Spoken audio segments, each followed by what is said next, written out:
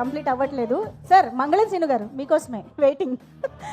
Yes Sunil గారికి ఒక్కసారి గట్టిగా చప్పట్లు. పుష్ప సినిమా 2021లో రిలీజ్ అయిన తర్వాత సునీల్ గారు తెలుగుతో పాటు బోలెడని భాషలు నేర్చేసుకున్నారు. ఆ రేంజ్లో అన్ని సినిమాల్లోనూ అన్ని భాషల్లోనూ కనిపిస్తూ ఉన్నారు.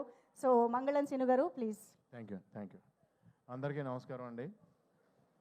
నేను పుష్ప ఫస్ట్ ఫంక్షన్ అప్పుడు చెప్పాను, ఇది ఏదో మామూలు వైబ్రేషన్ కాదండి, వేరే వైబ్రేషన్ ఇది వెళ్తానే ఉంటుందని. నేను స్పెయిన్లో షూటింగ్కి వెళ్ళి షూటింగ్ నుంచి ఎర్లీ మార్నింగ్ లొకేషన్ షిఫ్ట్ అవ్వాలండి. నైట్ 10 o'clock అక్కడ రెస్టారెంట్లన్నీ క్లోజ్ అయిపోతాయి. ఒక గ్యాస్ స్టేషన్ దగ్గరికి వెళ్ళాం, 9:45 అయింది. నేను దిగి పరిగెట్టి లోపలికి వెళ్ళి 10 o'clock క్లోజ్ అంటది. అంటే ఈ హ్యాండ్కి స్టఫ్ ఏది దొరికితే అది నట్స్ లాంటి ఏదోటి తినేద్దాం, కనీసం భోజనం లేకపోయినా ఇక్కడ అలా తీసుకుంటున్నాం. ఆవిడ లేడీ పెద్దవాడు ఉన్నారు అక్కడ, సారీ క్లోజ్ అన్నారు ఆవిడ. థ్యాంక్ యూ అండి, 2 ప్యాకెట్స్ అనేవి ఉన్నాయని తీసుకున్నా. తర్వాత సెట్ చేస్తున్నాం అండి నియర్ బై రెస్టారెంట్లు ఏమో ఉన్నాయని. కబాబ్ పాయింట్ అని ఒకటి ఉందండి.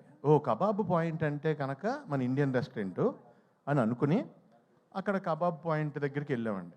బయట కొంతమంది కట్టేసి కబాబ్ పాయింట్ క్లోజ్ చేసి midnight స్పెయిన్లో 2 o'clockకి బయట నుంచుని వాళ్ళు అక్కడ నుంచుని సిగరెట్లు కాలుస్తున్నారంటే ఆ వాండర్ తాలూకు 2 brothers, లోపల ఒక బ్రదర్ ఉన్నాడు, పెద్ద బ్రదరు.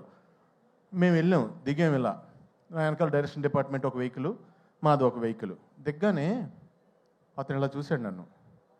అది నేనేంటి, స్పెయిన్ ఏంటి, అర్ధరాత్రి 2:30కి ఇలా చూసి లోపలికి వెళ్ళాడు, ఫోన్లో ఆన్ చేశాడు.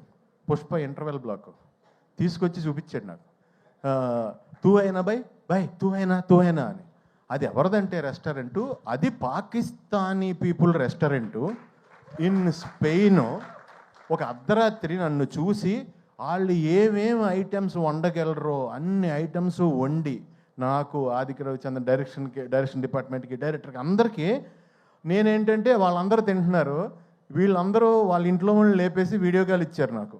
నేనేమో పాకిస్తాన్లో నాకేమో హిందీ రాదు, ఉర్దూ రాదు.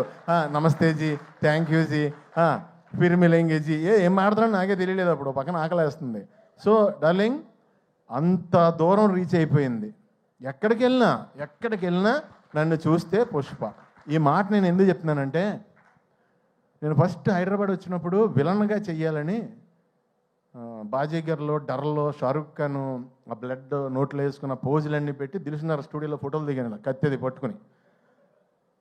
ఫోటోలు అంటే దిగిపోయాను, కానీ నేను ఎలా చేస్తానో అలా ఎవరికీ తెలియదు.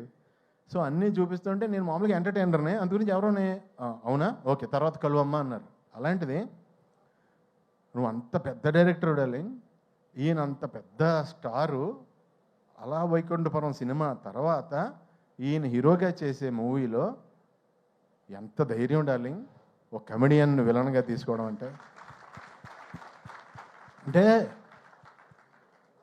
కష్టం అది. ఎందుకంటే ఒక పెర్సన్ ఇక్కడ ఒక జన్మ తీసుకున్నప్పుడు అతనికి బతికుండగా పునర్జన్మ ఇవ్వడం కష్టం. అది ఎవరి వల్ల అవ్వదు, దానికి చాలా గట్స్ కావాలి. దాన్ని అంత స్టార్ అయ్యుండి ఆయన సపోర్ట్ చేసి నమ్మి సీన్ చేస్తున్నప్పుడు ఫస్ట్ డే వచ్చానండి, నిజం చెప్తున్నా. మొత్తం ఆ స్లాంగ్, నేను నా స్లాంగ్ తప్ప ఇంక వేరే స్లాంగ్ ఎప్పుడు మాట్లాడలేదు లైఫ్లో. అసలు వచ్చి మాట్లాడుతుంటే నేను పంబులు అయిపోయి కంగారు పడిపోయాను. ఎంతో సపోర్ట్ చేసి బన్నీ గారు అన్నారు లేదండి అని, మనం ఇలా సాగదీస్తాం ఇక్కడ లాస్ట్లో, ఇక్కడ అలా కాదండి, ఫస్ట్ సాగదీసి లాస్ట్లో కట్ చేస్తాం, ఇది అంటే చాలా సింపుల్గా నాకు ఒక సూత్రం చెప్పి, నేను ఇంకా మీరు డైలాగ్ పట్టించుకోవద్దండి మీరు చేయండి అంటే, నా ఫస్ట్ టైం, నా ఏజ్ కంటే పెద్ద క్యారెక్టర్, నేను ఎప్పుడు అలాంటివి చేయలేదు. సో నెతుక్కుంటూ నాకు నిజంగా డార్లింగ్ ఈ రోజునే నిజం చెప్తున్నాను, తమిళ్, కన్నడ, మలయాళం అందరూ టూ మచ్ ఆఫ్ రెస్పెక్ట్ ఇచ్చి చాలా మంచి క్యారెక్టర్లు ఇచ్చి నువ్వు ఇచ్చిన పునర్జన్మ జెండా వాళ్ళందరూ కూడా కంటిన్యూ చేస్తున్నారు. చాలా చాలా చాలా థ్యాంక్స్. ఒక్క మాటలో అంటే మీకు బన్నీ గారు, మీ కష్టం ఎంత ఉంటుందంటే, దేవుడు వచ్చి బాబు ఇంకొద్దు నేను ఇచ్చేస్తున్నా, ఇంక కష్టపడొద్దు ప్లీజ్, అంత కష్టం అండి బాబు, అంత కష్టం అండి బాబు. ఎందుకంటే కష్టానికి ఇంకా జాతకం ఏం ఉండమంటండి, కష్టానికి సచ్చినట్టు నేచర్ ఇచ్చి తీరాలంట.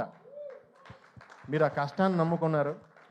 లేకపోతే ఇక్కడ కూర్చుని ఆల్ ఇండియా రేంజ్లో బిగ్గెస్ట్ ఫిలిం కొట్టాలంటే నిజంగా ఎంత కష్టపడాలండి. It's impossible actually. మీరు అందరూ కలిసి పాసిబుల్ చేశారు.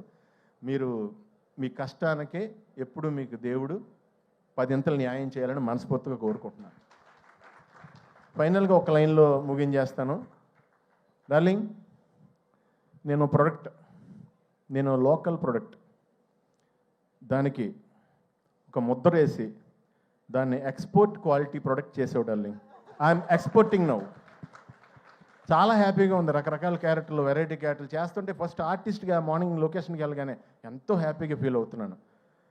చాలా thanks darling. Thank you sir Bunny గారు. Thank you so much. Wishing you all success forever darling. All the best. Wishing you all success forever. మా డాడీ అక్కడే ఉన్నారు, మీ డాడీ అక్కడే ఉన్నారు. ఆయనకు కూడా ఆయనకి థ్యాంక్స్ చెప్పమని చెప్తా. ఓకేనా? Love you. Wow, that was amazing Sunil గారు. సునీల్ గారి మార్క్ స్పీచ్ మళ్ళీ చాలా రోజుల తర్వాత మేము విన్నాం లేదా? నేను నిజంగా ట్రై చేయలేదండి. ట్రై చేస్తే ఇలా రాదు. ట్రై చేయలేదు, అనుకుంటే కక్కేసాను అంతే. తెలుసండి, మనసు పొరల్లోంచి ఆటోమేటిక్గా వచ్చింది, అర్థమవుతుంది. Thank you so much. Thank you so much Sunil గారు. మంగళం సీనుగా మాకందరికీ ఎప్పటికీ గుర్తుండిపోయే రేంజ్ పర్ఫార్మెన్స్ని, ప్రెజెన్స్ని అందించినందుకు thank you so much. And now let me welcome Ganesh Acharya Master onto the stage.